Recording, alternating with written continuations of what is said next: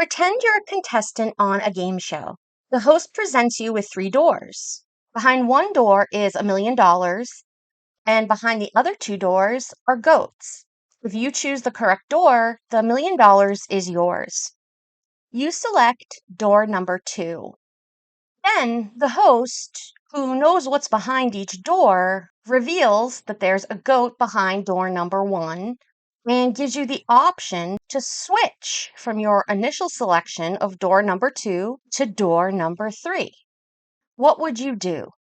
Would you stick with your original selection or would you switch? If your goal is to win the $1 million, then you should take the host up on their offer to switch to door number 3. This paradox, popularly known as the Monty Hall problem, caused quite an uproar back in 1990 when it was first introduced to the general public by Marilyn Vos Savant. Upon publishing the problem and its correct solution in Parade magazine, Vos Savant received upwards of 10,000 letters questioning her intelligence and competence. But Vos Savant's answer to switch doors is the correct one.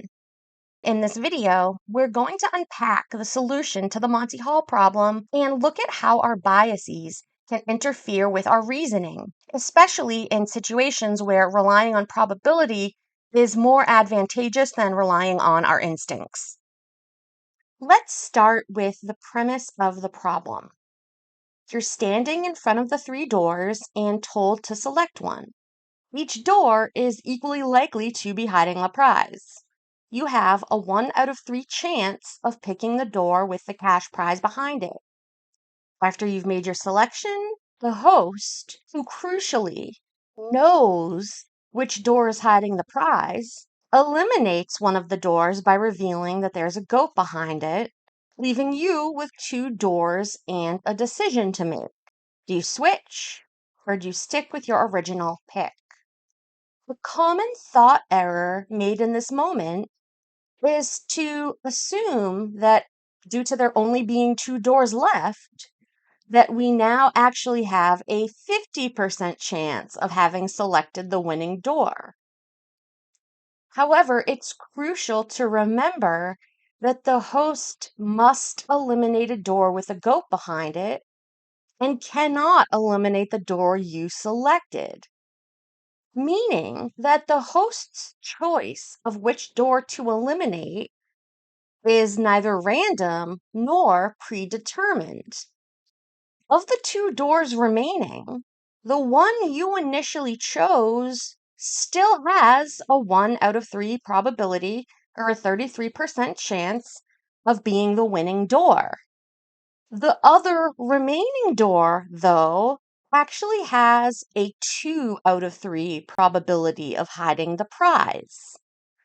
So if we want to maximize the likelihood of us getting the money, we should switch doors. The primary cognitive bias at fault here is base rate neglect. After the host has eliminated a door, the probability of us having selected the winning door prior to that hasn't changed. However, based on the new knowledge we have that eliminates door number 1, our brains want to readjust the probability based on the number of doors that are in front of us, thus ignoring the actual base rate of a 1 out of 3 chance and erroneously assuming a new base rate of 1 out of 2. Here's an alternative example that might help make this more concrete. Let's go back to the premise of the problem, but instead of the host revealing publicly what's behind one of the doors, they reveal it to you privately. After you've made your selection, the show cuts to a commercial break. During the break, the host whispers to you, "Don't pick door number 1, there is a goat behind it." When the commercial break is over, again, the host doesn't reveal anything publicly, you're given the option of switching doors. Now, as far as the audience knows, you would have no real motivation to switch from your original selection. You had a 1 out of 3 chance of picking the winning door, and nothing has changed publicly. So there's no reason for your random selection to suddenly become better or worse, unless you're just being impulsive or superstitious. In reality, though, you now have information that the audience doesn't, and it's going to affect how you behave. How does the host's tip do that? Well, first, you know that you definitely shouldn't switch to door number one. But when presented in this way, the option of switching to door number three may seem less immediately and instinctually wrong. This is because, with all three options still visible and salient, you're less likely to commit base rate neglect.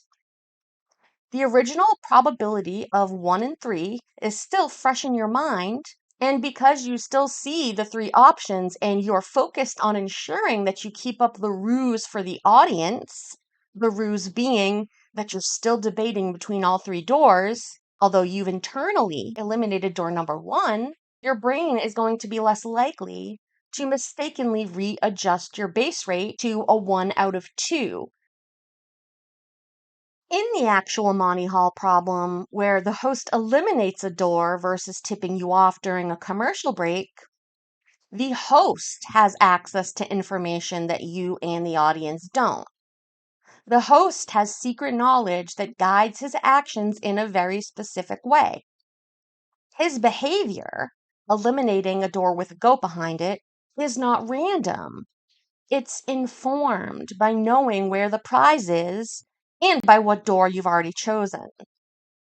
That unseen constraint changes the probabilities and in turn affects the actual chances that your initial choice was correct. Although the Monty Hall problem can be a fun and interesting paradox to share with other nerds, it also gives us a lot of insight into how the human brain works when it comes to judgment and decision making.